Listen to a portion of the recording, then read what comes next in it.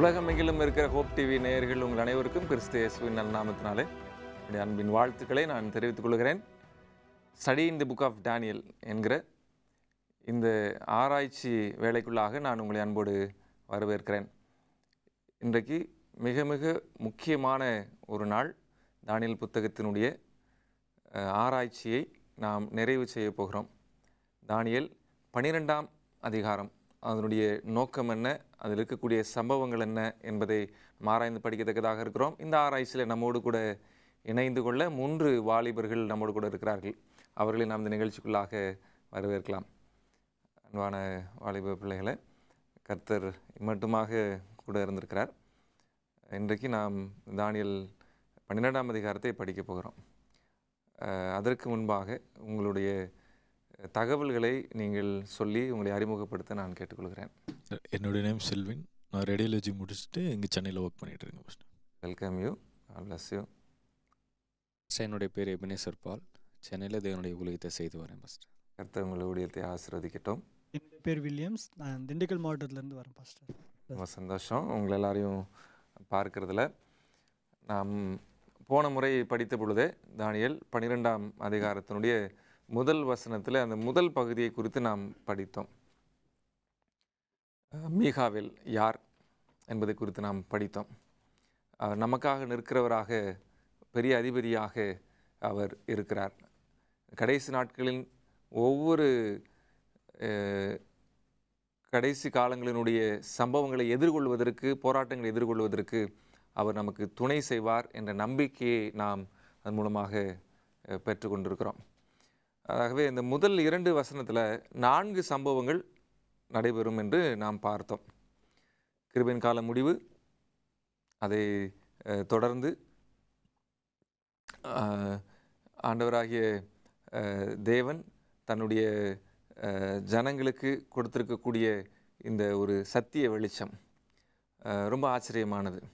கிருபையின் காலம் முடிந்தவுடனே அடுத்து மிக பெரும் உபத்திரவ காலம் ஒன்று வருகிறது என்று நாம் படித்தோம். அது மாத்திரமல்ல, தேவனுடைய ஜனங்கள் விடுவிக்கப்படுகிறதை குறித்து நாம் படித்தோம். அது கடைசி கால சம்பவத்தில் ஒன்று. அதேபோல் இயேசு கிறிஸ்து 2வது முறை வரப்போகிறார் என்பதையும் நாம் என்ன செய்தோம், அந்த அவுட்லைனாக நம்ம பார்த்தோம். ஆனால் இந்த அதிகாரம் எப்படி தொடர்ந்து போகிறது என்று பாருங்கள். கிட்டத்தட்ட எல்லா வசனத்தையும் நம்ம வாசிக்கிறதுக்கு முயற்சி எடுக்கலாம். தானியல் 12ஆம் அதிகாரம் 3வது வசனத்தை வாசிங்க. தானியல் 12:3.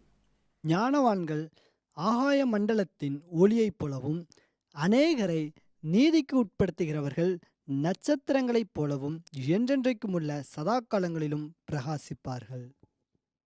இந்த தீர்க்க தரிசன பகுதிகளை, தானியலுடைய தீர்க்க தரிசன பகுதிகளை எழுதி முடிக்கக்கூடிய தருணத்தில், அந்த தரிசனங்களெல்லாம் பார்த்து முடிக்க போகிற சமயத்தில் ஆண்டவர் ஞானவான்களை குறித்து அங்கு ஒரு வாக்கியத்தை பேசுகிறார். இந்த வார்த்தை நாம் திரும்பவும் படிக்க போகிறோம். ஞானவான்கள், சரிங்களா? அவர்கள் அநேகர் நீதிக்குட்படுத்துகிறவர்கள் என்று அங்கே சொல்லுகிறத நம்ம பார்க்கிறோம். அப்படி நீதிக்குட்படுத்துகிறவர்கள் நட்சத்திரங்களைப் போல என்றென்றைக்கும் சதா காலங்களிலும் இருக்கிறவர்களாக இருக்கிறார்கள் என்று நாம் அங்கே பார்க்கிறோம், சரிங்களா? ஸோ ஞானவான்கள் ஒன்று. 2வது, அவங்களை குறித்து சொல்லுகிற பொழுது நட்சத்திரங்கள் என்று சொல்லுகிறது. வேதாகமத்தை நட்சத்திரங்கள் என்று சொன்னால் தூதர்களை நட்சத்திரம் என்று வேதாகமும் சொல்லுகிறது. வெளிப்படுத்தல் 1 அதிகாரத்தில் நாம் அதை வாசிக்க முடியும்.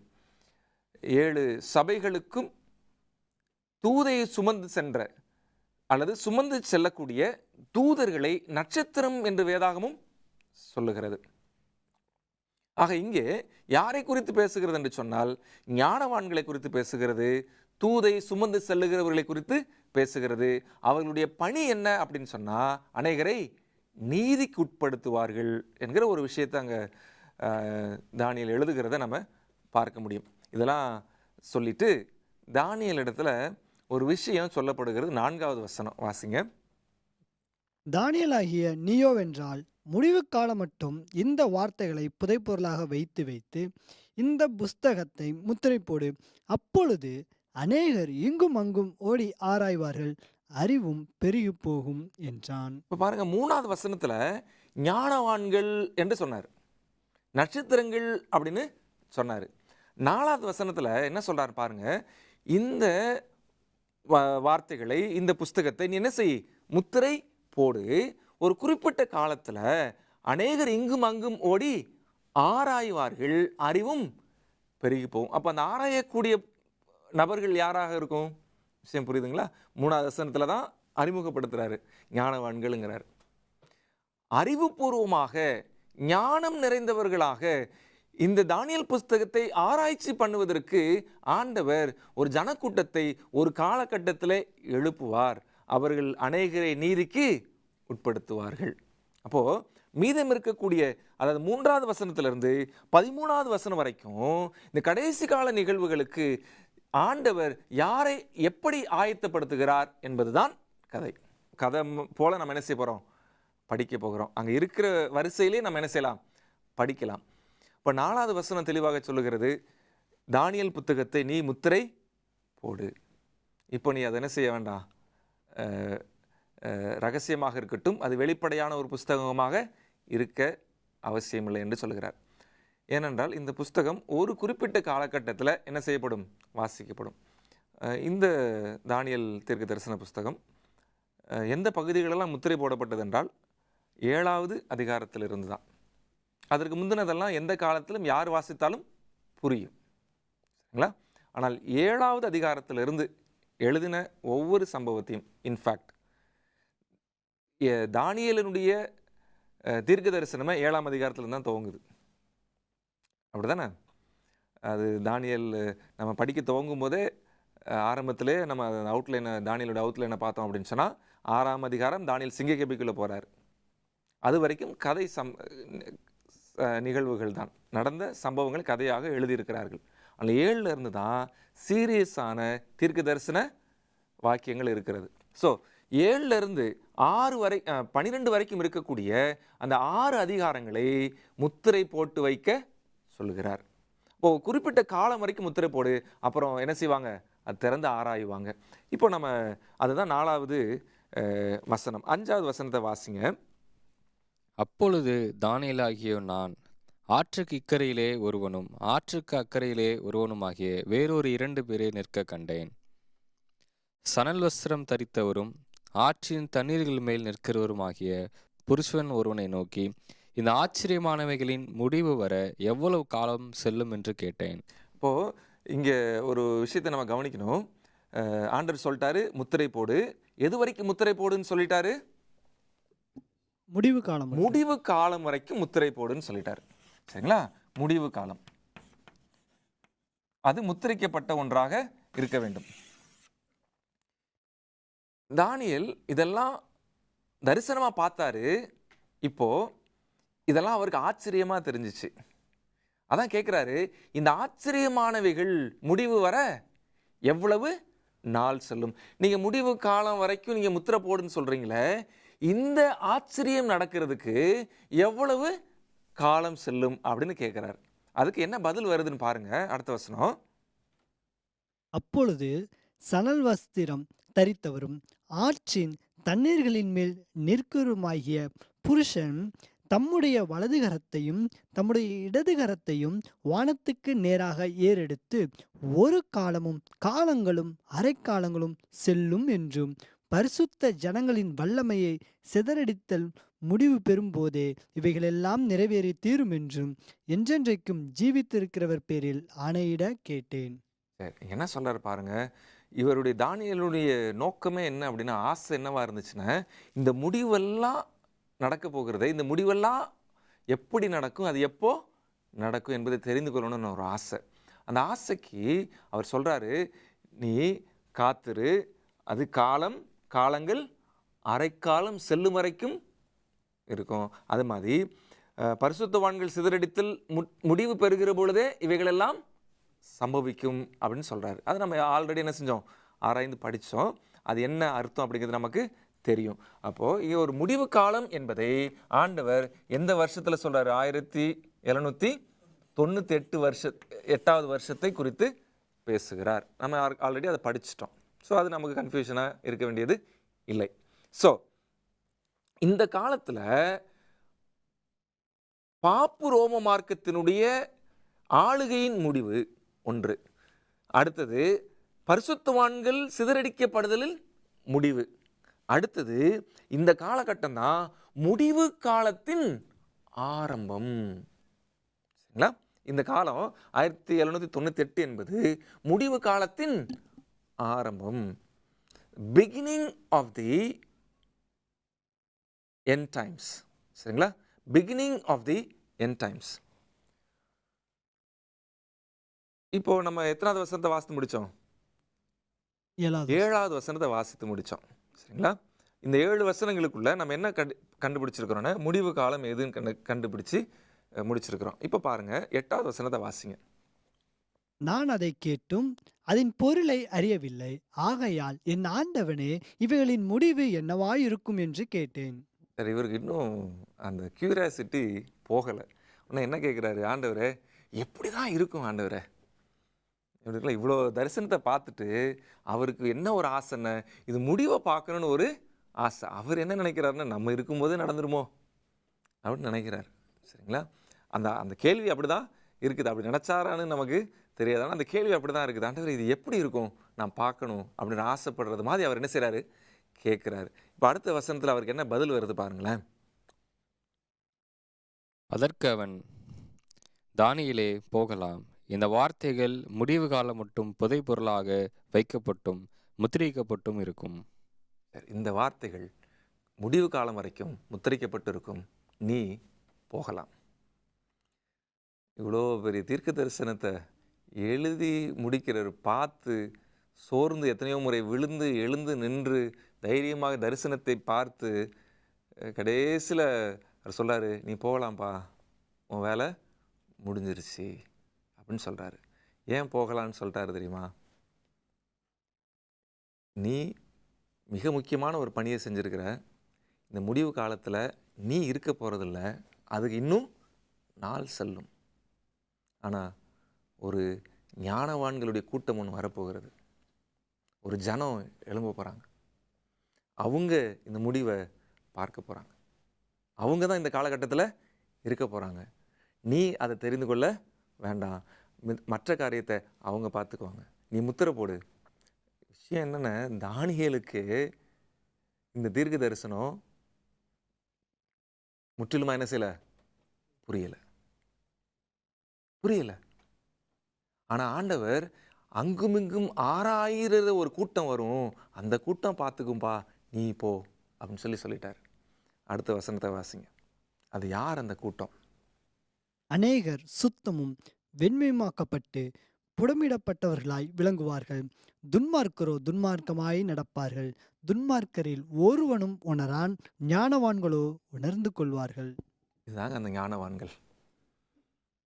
இந்த முடிவு காலம் வரும்பொழுது, இந்த தானியேல் புத்தகம் ஆராய்ச்சி செய்யப்படும் பொழுது, தானியேல் புத்தகத்தினுடைய முத்திரை உடைக்கப்படுகிற பொழுது ஒரு ஜனம் எழும்பும்.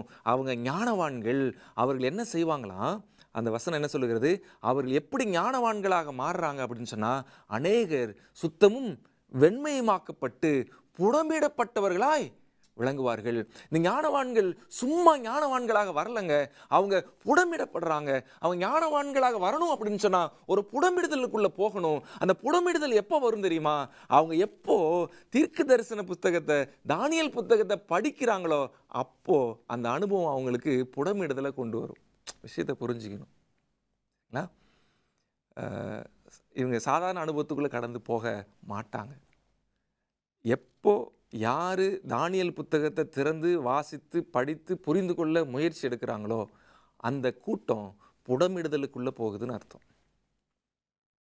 ஆண்டவர் அதை சுத்தமும் வெண்மையாக்க வேண்டும் என்று விரும்புகிறார். அப்படிதான் 1798க்கு பிற்பாடு ஆண்டவர் இன்னொரு தீர்க்க தரிசன காலத்தையும் கொடுத்திருந்தாரு. அது 2300 ராப்பகல். இந்த தீர்க்க தரிசனம் எங்கே முடிவடையுதுன்னா 1844 முடிவடையுது. இந்த தீர்க்க தரிசனம் 1798க்கு அப்புறமும் அதுக்கு பிற்பாடு தானியேல் தீர்க்க தரிசன புஸ்தகம் முத்திரை உடைக்கப்படுகிறது. இந்த காலத்துக்கு பிற்பாடு அநேக எழுப்புதல் நடந்துச்சு. அதாவது பைபிள் சொசைட்டிஸ் எல்லாம் உருவாக தொடங்குச்சு. மிஷினரிஸ் எல்லாம் என்ன செஞ்சாங்க, அங்கங்கே போக தொடங்கினாங்க. இந்த 1798க்கு அப்புறம் அது வரைக்கும் அது கம்மியாக தான் இருந்துச்சு. ஸோ இதுக்கப்புறமா நிறைய எழுப்புதல் நடந்துச்சு. அதில் ஒன்று, தானியேல் தீர்க்க தரிசன புஸ்தகத்தை படிக்க துவங்கினாங்க. அது யார் அப்படின்னு சொன்னால், அவருடைய பெயர் வில்லியம் மில்லர். வில்லியம் மில்லர் அவர் படிக்கிறாரு. ரொம்ப முக்கியமாக 2300 ராப்பாக்கள் என்ன செய்கிறாரு, படிக்கிறார். படிச்சுட்டு இந்த 2300 ராப்பகல் தீர்க்க தரிசனம் ஏற்கனவே படிச்சிருக்கிறதுனால நம்ம இதை விளக்கமாக போகலை. என்ன நடக்குதுன்னு மட்டும் பாருங்கள். இந்த 2300 ராப்பகல் தீர்க்க தரிசனம் 1844 அக்டோபர் 22 முடியுது அப்படின்னு கண்டுபிடிச்சார். சரிங்களா? அதுக்கு முன்னாடி இன்னொரு டேட்டு 1843 ஒரு டேட்டு இல்லை. இப்போ கடைசியாக அவர் நம்ம அந்த சரித்திரத்தெல்லாம் பார்க்கல, நேரம் இல்லாதனால. ஆனால் அக்டோபர் 22 இந்த தீர்க்க தரிசனம் நிறைவேறுது அப்படின்னு கண்டுபிடிச்சார். இந்த ஆராய்ச்சி பண்ணி கண்டுபிடிச்சிட்டார். இந்த ஆராய்ச்சிக்கு அவர் பல வருஷங்களை எடுத்துக்கிட்டாரு. பல முறை வேதாகமத்தை படிச்சிருக்கிறாரு. தானியேலை மீண்டும் மீண்டும் படிச்சிருக்கிறார். படித்து இவராகவே நிறைய கேள்விகளை கேட்டு கேட்டு படித்தார். அந்த கேள்விகளுக்கெல்லாம் பைபிள்ல இருந்தே வசனத்தை ஆதாரமாக எடுத்து பதிலை கண்டுபிடித்தார். நல்லா புரிஞ்சுக்கோங்க. இப்படியே படித்து கொண்டு வந்தவர் ஒரு குறிப்பிட்ட காலகட்டத்தில் அவர் தன்னுடைய ஆராய்ச்சியின் முடிவை ஜனங்களுக்கு சொல்ல ஆரம்பிக்கிறார். என்ன சொன்னார் அப்படின்னு சொன்னால், 2300 ராப்பகல் செல்லும் வரைக்கும் இருக்கும், பின்பு பரிசுத்த ஸ்தலம் சுத்திகரிக்கப்படும் என்கிற தானியேல் 8:14 வசனத்தை வைத்து பரிசுத்த ஸ்தலம் சுத்திகரிக்கப்படும் அப்படிங்கிற வார்த்தையை அவர் எப்படி புரிஞ்சுக்கிட்டாருன்னு, பூமியை பரிசுத்த ஸ்தலமாக புரிந்து கொண்டார். ஸோ இந்த பூமி சுத்திகரிக்கப்பட வேண்டுமானால் இந்த 2300 ராப்பகல் செல்ல வேண்டும். ஸோ அந்த 2300 ராப்பகல் 1844 முடியுது. ஆகவே அவர் ஒரு கன்க்ளூஷனுக்கு வர்றாரு. என்ன கன்க்ளூஷன்னு? இயேசு கிறிஸ்து வந்து விடுவார். அக்டோபர் 22, 1844 இயேசு வருவார் என்று நம்பினார். இதை பிரசங்கமாகவும் பண்ணார். நிறைய பேர் நம்பினாங்க. இது செகண்ட் அட்வென்ட் மூமெண்ட்டினுடைய துவக்கம், 2ஆம் வருகை இயக்கத்தினுடைய துவக்கம். மிகப்பெரிய எழுப்புதல் ஏற்பட்டது. நிறைய இடங்களில் திரையரங்குகள் எல்லாம், அதாவது அன்றைக்கு இருந்த நாடக அரங்குகள் எல்லாம் மூடப்பட்டது. அன்றைக்கு இருந்த மதுபான கடைகள் எல்லாம் பிரசங்க பீடங்களாக மாறினதாம். இந்த செய்தி அமெரிக்காவில், நார்த் அமெரிக்காவில் இவர் செய்தி கொடுக்குறாரு. ஆனால் இவர் மாத்திரம் கொடுக்கல, உலகம் முழுவதிலும் கொடுக்கப்பட்டது. அவர் ஆய்வு பண்ணிட்டு இருந்தேன். உலகம் முழுவதும் இதே காலகட்டத்தில் 3000 பேர் இதே செய்தியை சொன்னாங்களாம். அப்போல்லாம் எந்த ஃபோனும் கிடையாது, எந்த கம்யூனிகேஷனுக்கும் வழியே இல்லை. ஆனால் யாருங்க அதை ஏவுனது? 3000 பேர். இந்தியாவிலையும் இந்த செய்தி வந்து அடைந்தது. ஒரு நபர் 20 நாடுகளுக்கு பயணம் செய்திருக்கிறார் இந்த செய்தியை கொண்டு போறதுக்கு. அப்படிப்பட்ட ஒரு எழுப்புதல் உலகமெங்கிலும் இந்த செய்தி போனது. அது வேற ஒன்றும் கிடையாது, நியாய தீர்ப்பு கொடுக்கும் வேலை வந்தது என்கிற அந்த முதல் தூதனுடைய தூது அந்த நாட்களில தான் பிரசங்கிக்கப்பட்டது. கிறிஸ்து வரப்போறாரு, நியாய தீர்ப்பு கொடுக்கிற வேலை வந்துருச்சு அப்படிங்கிற செய்தியை கொண்டு போனாங்க. ஆனால் ஆக்சுவலாக அவங்க புரிந்து கொண்டது நியாய தீர்ப்பு வேலை என்பது கிறிஸ்துவனுடைய வருகை என்று புரிந்து கொண்டாங்க. ஆனால் அவங்களுக்கு ஒன்று தெரியாது, நியாய தீர்ப்பு வேலை என்பது 1844 ஆண்டவர் பரிசுத்த ஸ்தலத்திலிருந்து மகா பரிசுத்த ஸ்தலம் என்கிற இடத்துல போய் நியாய தீர்ப்பு, நுட்ப நியாய விசாரணை துவங்க போகிறார் என்பது அன்றைக்கு அவங்களுக்கு தெரியாது. அவங்க ஆராய்ச்சி பண்ணாங்க, படித்தாங்க, எல்லாம் நம்பினாங்க. அமெரிக்காவில் மாத்திரம் கிட்டத்தட்ட 50,000 பேர் அக்டோபர் 22 1844 அவங்க ஒரு மலையில் ஏறி நின்று இயேசு கிறிஸ்து வந்து விடுவார் என்று இயேசுவின் வருகைக்காக காத்திருந்தாங்க. அவங்க எல்லாரும் ஜென்யூன் கிறிஸ்டியன்ஸ். அது எப்படி இருந்திருக்கும்ல, அவங்களுடைய மனமாற்றம், அவங்க செஞ்ச பாவத்தெல்லாம் அறிக்கையிட்டு இருந்தாங்க. ஒரு சகோதரனுக்கு இன்னொரு சகோதரனுக்கு இருந்த சண்டை சரியா இருந்துச்சு. குடும்பத்துல கணவன் மனைவிக்கு இருந்த பிரச்சனை சரியாயிடுச்சு. அவங்க அநேகர் தங்க சொத்துக்கள் எல்லாம் வித்து இந்த ஊழியத்துல போட்டிருந்தாங்க. ஒருத்தர் மிகப்பெரிய செல்வந்தர் தன் செல்வத்தை எல்லாம் இந்த ஊழியத்துக்காக கொடுத்திருந்தார். அப்படி இந்த சத்தியம் வளர துவங்கி இருந்தது. ஒரே எதிர்பார்ப்பு, அக்டோபர் 22 இயேசு வருவார். ஆனால் அக்டோபர் 22 கடந்து போனது என்றைக்கும் போன்ற ஒரு நாளாகத்தான் கடந்து போனது. எக்கால சத்தத்தை எதிர்பார்த்தார்கள். ஆனால் வழக்கமான குருவிகளின் சத்தம் விடியும் போது கேட்டது. இடி முழக்கத்தை எதிர்பார்த்தார்கள். பூமி அதிர்ச்சியை எதிர்பார்த்தார்கள். அமைதியான ஒரு நாளாக அந்த நாள் கடந்து போனது. அந்த நாளுக்கு கொஞ்ச நாளுக்கு முன்னாடி அதை நம்பின ஒரு ஊழியக்காரன் மரித்துட்டார், இறந்துட்டார். ஆனால் அவருடைய அடக்க ஆராதனையில் குடும்பத்தில் ஒருவரும் அழுகவில்லையாம். ஏனென்றால் அக்டோபர் 22 என் கணவர் எழுந்து விடுவார் கிறிஸ்து வருகையில். ஆகவே நானே அழ வேண்டும் என்று மனைவியும், என் தகப்பன் எழுந்து விடுவார் என்று சொல்லி நானே அழ வேண்டும் என்று பிள்ளைகளும் அழுகவில்லையாம். அந்த எழுதும்போது அந்த ஆசிரியர் சொல்கிறாரு, அக்டோபர் 22 அன்று அன்றைக்கு அழுக வேண்டிய அழுகை எல்லாம் அழுது தீர்த்தார்கள் இந்த குடும்பம்.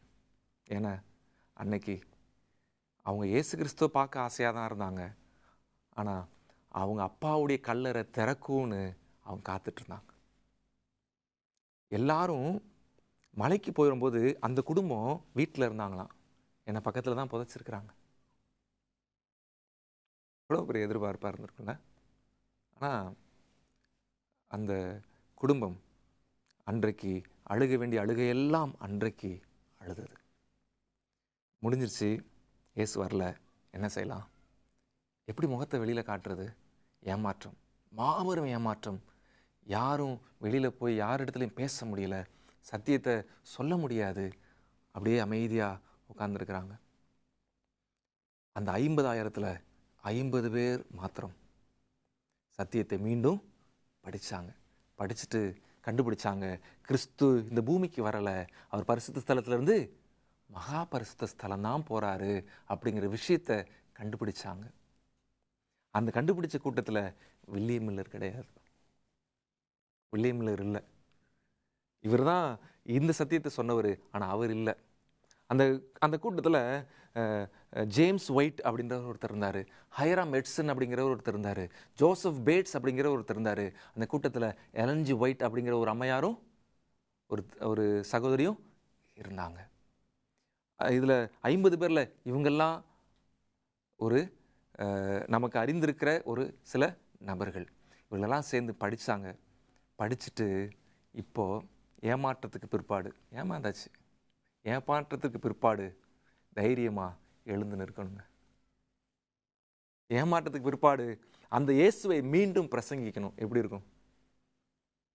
எல்லாரும் விட்டு போயிட்டாங்க, நம்பிக்கையெல்லாம் இழந்து போயிட்டாங்க, திரும்பவும் தங்களுடைய பாவ வாழ்க்கைக்கு போயிட்டாங்க, திரும்பவும் தங்களுடைய உலக பிரகாரமான ஜீவியத்துக்கு போயிட்டாங்க, திரும்பவும் பிழைப்பை தேடி போயிட்டாங்க. ஆனால் இந்த 50 பேர் உட்காந்து பைபிளை படித்து மீண்டும் எந்த இயேசு வருவார்னு நம்பி ஏமாந்தாங்களோ அந்த இயேசுவை பிரசங்கிக்கணும். இதுக்கு என்ன விசுவாசம் வேணும்? அதுதான் அந்த வசனம் சொல்லுது, அநேகரை புடமிடுகிறதற்கு. வெண்மையாக்கப்பட்டவர்களாய் நிற்கிற ஒரு கூட்டம்ங்க. அந்த சின்ன குழு துவங்கின ஒரு திருச்சபை தான் செவன்த் டே அட்வென்டிஸ்ட் திருச்சபை. அதனுடைய நோக்கமே என்ன தெரியுமா? ஆண்டவர் இதை ஏற்படுத்தினது நோக்கமே அந்த கடைசி உபத்திரவத்தின் நாட்களில், அந்த கடைசி நிகழ்வுகள் இந்த உலகத்தில் நடக்கும் பொழுது வெண்மையாக்கப்பட்டவர்களாய் புடமிடப்பட்டவர்களாய் நிற்க வேண்டும் என்பதுதான். அந்த நோக்கத்திற்காக ஆண்டவர் இந்த சபையை ஏற்படுத்தினார். அடுத்த வசனம் வாசிங்க. அன்றாட பலி நீக்கப்பட்டு பாலாக்கும் அருவருப்பு ஸ்தாபிக்கப்படும் காலம் முதல் 1290 நாள் செல்லும். இங்கே ஒரு வருஷம் கொடுக்குறார், 1290 நாள். அதுக்கு ஒரு கணக்கு சொல்றார். அன்றாட பலி ஸ்தாபிக்கப்படுவது முதல் 1290 நாள் என்று சொல்லுகிறார். அடுத்த வசனம் வாசிங்க. 1335 நாள் மட்டும் காத்திருந்து சேருகிறவன் பாக்கியவான். இங்க பாருங்க, அடுத்தது இன்னொன்னு சொல்றாரு. 1335ன்னு சொல்றாரு. பாருங்க, பாலக்கும் அருவருப்பு ஸ்தாபிக்கப்படுகிற வருஷம் எதுன்னு நம்ம ஏற்கனவே படிச்சிட்டோம். அந்த வருஷம் 508. இந்த 508 இருந்து 1290 நீங்க கூட்டுங்க பார்க்கலாம். 1290 எங்க வரும்? 1798. பாழாக்கும் அருவருப்பு ஸ்தாபிக்கப்பட்ட முதல் 1290 நாள் செல்லும். யார் வந்துருவா? ஒரு சபை எழும்பிரும். இப்போ விஷயத்தை கவனிங்க. என்ன நடக்கும்? தானியேல் தீர்க்கதரிசன புத்தகம் திறக்கப்படும், ஆனால் திறந்து வாசித்து புரிந்து கொள்ளப்படும். அடுத்த வசனம் வாசிங்க. அதாவது அடுத்த வசனம் என்ன சொல்லுது? 1335 குறித்து என்ன சொல்லுது? 1335 நாள் மட்டும் காத்திருந்து சேருகிறவன் பாக்கியவான். ரொம்ப அழகான வசனங்க. 1798 முடிவு காலம் தொடங்குது. தானியேல் புத்தகம் திறக்கப்படுகிறது. படித்து ஆராய்ந்து அவங்க ஏமாற்றம் அடைஞ்சதுக்கு அப்புறமா இந்த 508 இருந்து 1335 நாள் வரைக்கும் காத்திருந்து சேருகிறவர்கள் பாக்கியவான்கள். எங்க சேர்றவங்க? இது எங்க முடியுது தெரியுமா? 1335வது வருஷம் 1843 முடியுது. இந்த 1843 வரைக்கும் காத்திருந்து அந்த சபையில் சேருகிறவர்கள், புடமிடுகிற கூட்டத்தில் சேருகிறவர்கள், ஞானவான்களாய் சேருகிறவர்கள் பாக்கியவான்கள்.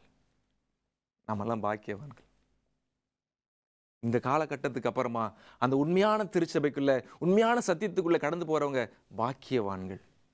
அன்பான தேவனுடைய பிள்ளைகளே, இப்படியாக தேவன் அந்த சபையை நடத்தினார். தேவ சமூகத்தில் அப்படிப்பட்ட ஒரு சபையை நீங்கள் பார்த்து ஆச்சரியமா அதுக்குள்ளே அங்கமாக இருக்க நீங்கள் விரும்புகிறீங்களா? நீங்கள் இருக்கிறீங்க நேயர்களே, நீங்கள் விரும்புகிறீங்களா? தேவ சமூகத்தில் தானியேலுக்கு கிடைக்காத ஒரு பாக்கியத்தை ஆண்டவர் இந்த நாட்களில் நமக்கு கொடுத்துருக்கிறார். ஆகவே இந்த நேரத்தில் தேவன் இந்த கடைசி நாட்களின் தூதை நாம் சுமந்து செல்லவும் அதை அனுபவித்து வாழவும் ஆண்டவர் நமக்கு ஒரு அழைப்பு கொடுக்கிறார். அந்த அழைப்புக்கு நீங்கள் உங்களை ஒப்புக் கொடுக்கிறீர்களா? உங்களோடு கூட பயணித்து இந்த தானியேல் தீர்க்கதரிசன புத்தக ஆராய்ச்சி நேரத்துக்காக கர்த்தரை ஸ்தோத்திரிக்கிறேன். கர்த்தர் உங்களோடு கூட இருப்பாராக. கர்த்தருக்கு சித்தமானால் கிறிஸ்து வரும்போது உங்களை நான்